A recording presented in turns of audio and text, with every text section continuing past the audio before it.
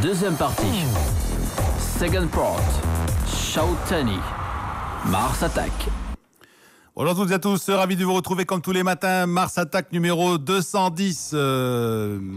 Jeudi 16 septembre 2010. Avec Aziz Daouda, avec Afradek Louzani, Belaïd Ouemid et avec nous le doyen du sport marocain. Un invité d'exception, un habitué aussi. Disons un habitué. Vous l'avez reconnu, c'est Mohamed Mjid. Bonjour président. Salut mon grand. Pour nous, tu es toujours président. Tu es toujours président. Le titre de président ne se perd pas. Ça ne se perd pas. Ça ne se perd pas, c'est exact. C'est comme l'âge. Voilà. Alors, évidemment, je disais... Non, l'âge, ça se gagne, président. Hier, je disais à des amis, demain, nous avons, dans Mars Attack, nous avons Mjid, Mohamed Mjid. Alors, on me dit, le tennis. Mais c'est pas que le tennis. Non. Messieurs, chères auditrices, chers auditeurs, Mohamed Mjid, c'est pas uniquement le tennis. Mohamed Mjid, c'est l'économie, c'est le tourisme, c'est le sport, c'est le social. C'est la culture aussi. Est-ce que je peux dire que c'est un grand commis d'État privé? C'est-à-dire que, en fait... Non, c'est un commis privé des avantages de l'État. tu veux dire par là commis d'État sans les avantages du commis d'État? Absolument, absolument. Il a été un commis à l'avantage de l'État. À l'avantage de l'État. Voilà. Écoutez, je crois, avant de commencer, j'ai dit d'abord, bonjour messieurs, je te fais un reproche, il n'y a pas de dames. Ah, c'est vrai. Alors qu'il y a des équipes de football féminines maintenant. Et il y a même des problèmes au sein de la fédération de football de sport féminin. Oui. J'annonce une triste nouvelle et je présente mes condoléances à nos amis algériens qui viennent de perdre un grand monsieur. L'islam réel a perdu un grand défenseur, Mohamed Arkoum. Oui. Voilà. Je demande. Il va être inhumé à Casablanca, j'ai entendu. Il va être enterré. Inhumé, ouais. Ce soir, je crois même. Non, vendredi à Chouhada, à Casablanca. Il est né sur Mohamed algérien. Il a la nationalité française et il est de cœur et d'adoption marocain. Il a enseigné à Paris-Sensé Sorbonne Nouvelle, où il a lancé une discipline qui s'appelle désormais l'islamologie. J'ai été son élève à la fin des années 70. Et sur le banc, il y avait un certain Ben Salem Hembiche, qui était également l'élève de c'est Mohamed Arkoum qui a révolutionné l'islamologie de Jacques Berka aujourd'hui. Donc, merci Mars Attack pour cette digression, Lino. C'est quelqu'un qui est du rang de Abdel Haroui, de Nkhaldoun, grand penseur, et qui s'intéressait au sport. On aurait bien aimé l'avoir ici à Radio Mars dans le cadre de ce programme qu'on est en train de confectionner avec Radio Mars, avec Hicham Khlifi sur sport, art et culture. Il aurait été le bienvenu chez nous. Moi, je salue en cet homme l'homme qui a combattu ceux qui instrumentalisent l'islam. La religion. Et la religion. Oui. Moi, je n'ai pas été son élève, mais je l'ai beaucoup fréquenté. Apprécié, fréquenté. Alors, nous allons l'enterrer aujourd'hui. Demain. Faisons pour que... Vendredi. Demain, faisons pour qu'on n'enterre pas le sport. Et c'est lui qui a choisi d'être inhumé à Casablanca, au Maroc précisément, car il est marié à une Marocaine. De sa fille. Voilà. Sa fille. Sa fille, parce que Mjid est de Safi, capitale de la Sardine. Maroufa, ex-capitale de la Sardine. Est-ce que c'est toujours la capitale? C'est la raison pour laquelle j'ai passé ma vie à combattre les macros. Président, est-ce que... vous allez en avoir d'autres. Ça, c'est la première. Vous allez en avoir d'autres. Est-ce que c'est toujours la capitale de la Sardine? Comment? Est-ce que c'est toujours la capitale de la Sardine ou elle a immigré vers le sud? Non, elle a immigré elle aussi. Sardine Harg. مشات l'Agadir, مشات لتحت مازال. Même plus bas.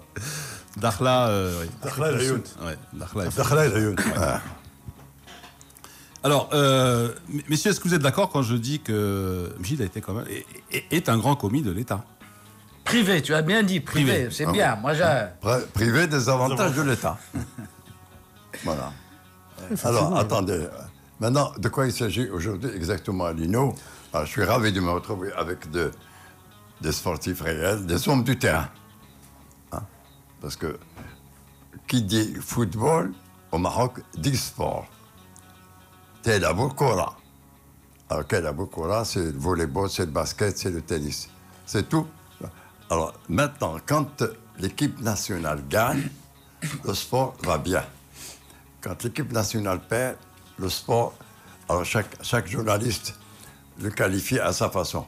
C'est le Titanic, c'est la fin du sport, etc., etc. Aujourd'hui, ce que je vous demande, c'est d'être réaliste près du terrain. Le mal dont souffre le sport aujourd'hui n'est pas d'aujourd'hui. Hein. Revenons au temps à la naissance du sport, c'est-à-dire à l'indépendance. Il était mal barré au départ. Hein? Absolument. C'était mal barré. Au départ. Et au départ, on n'a pas cherché à atteindre le but. Non, Président, attends, qu'est-ce que vous entendez par mal barré au départ? Parce que... mal organisé. Au début de l'indépendance, c'était mal... Le sport était mal organisé?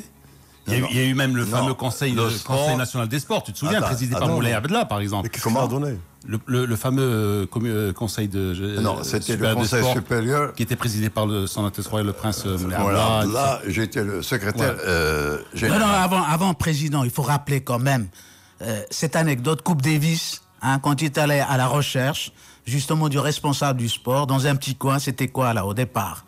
Avant même le Haut Conseil, qu'est-ce qu'il y avait? Quand Louzani dit mal barré, au départ, c'était quoi? C'était un petit bureau avec un petit fonctionnaire. Et vous êtes allé le voir pour la Coupe Davis. Non, il y a... Oui, là. C'est vrai, on est allé voir quelqu'un de... Non, c'était le directeur des sports. Je me souviens plus de son nom. Je lui parlais de la Coupe Davis. Allez voir là, alors là, j'ai compris, c'était pas mal barré, mais c'était le filet qui a été trouvé.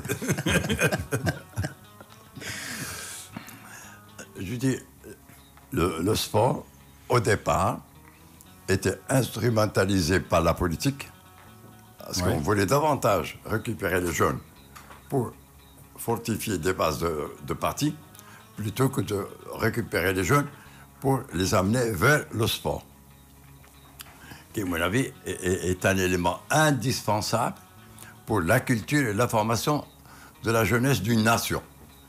Or, nous avons un avantage extraordinaire dans ce pays, chacun le sait. Hein, les 2/3 de la nation n'ont pas 25 ans. Il y a un climat favorable. Il y a des espaces au niveau de l'oxygénation, la montagne, la mer, etc. Mais ce dont a souffert le sport depuis 50 ans, c'est sa gestion. Le sport est malade de ses gestionnaires. On a politisé le sport au départ et aujourd'hui, on tire les conclusions. Le peuple paye la facture. Et le seul sport où le revers est gagnant, c'est le tennis. Ça aussi, c'est une autre métaphore qui est pas mal. Hein. Je ne sais pas si vous avez saisi. Merci. Merci. Alors moi, messieurs les hommes du terrain, je ne veux rien reprocher aux nouveaux dirigeants du sport. Hein? Ils répondent à un besoin réel parce que le sport a pris une autre dimension. Hein? C'est quand même devenu une des plus grosses entreprises dans le monde. On ne parle plus de millions, on ne parle que de milliards et au-delà. Milliards d'euros en plus. Hein? Et d'euros, absolument. Alors, les nouveaux gestionnaires doivent être des managers. Mais le premier rôle est de s'appuyer sur les hommes du terrain, sur les techniciens. Donc, ce sont deux éléments qui vont de pair pour la gestion du sport. Le manager, le technicien, l'infrastructure. Et l'ensemble se mobilise pour la formation des joueurs, la formation des cadres, hein, des dirigeants et des joueurs. On a cet avantage d'avoir, j'ai dit, une jeunesse extraordinaire et un engouement. Partout où tu vas actuellement, tout le monde veut être footballeur, ou tennisman, ou athlète. Pourquoi? Parce qu'au bout, il y a des milliards. La jeunesse dans le monde est déstabilisée quand on apprend qu'un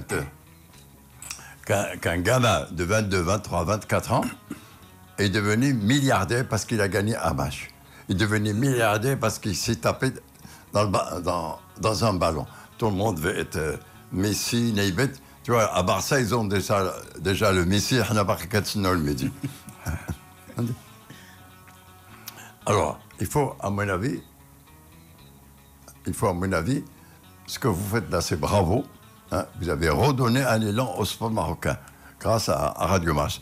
Maintenant, il faudrait un débat entre les nouveaux dirigeants qui sont valables, les anciens dirigeants, les techniciens.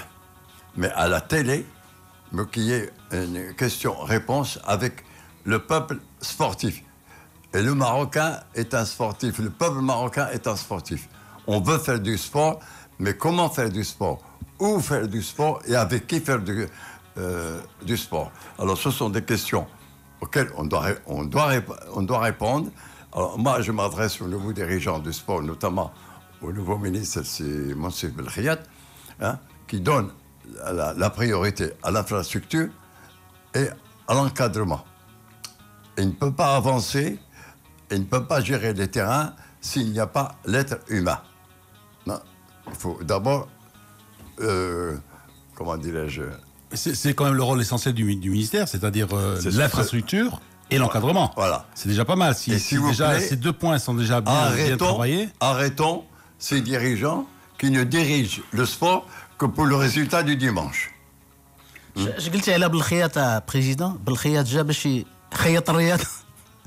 شي واحد قال لي هذا شي واحد يقول قال لي الرياضه مشرقه قال ما جاب الخياط. والله يعاونوا هذا ما نقول لي. Donc on a toujours négligé dans ce pays l'homme. Alors que c'est le principal levier de toute évolution, de toute construction. C'est l'homme. Et le ministère du Sport doit être prioritaire. Parce que c'est la formation, c'est Satan qui est formé à l'intérieur du sport, de la culture, qui va gérer demain le tourisme, l'industrie et le reste. Aziz? Non, justement, le président appelle à un débat, mais en fait, le débat est ouvert depuis toujours, depuis l'indépendance. Est-ce que vous ne trouvez pas qu'on a trop débattu d'évidence même? Parce qu'il y a des choses qui sont évidentes. On n'a pas besoin de débattre autour de choses qui sont primordiales. Maintenant, l'évidence est là. Il y a une réelle volonté politique. De quoi on va débattre encore? Politique de refondre le sport, pas de le relancer, de le refondre. On débat depuis des dizaines d'années, mais enfin, finalement, on tourne en rond.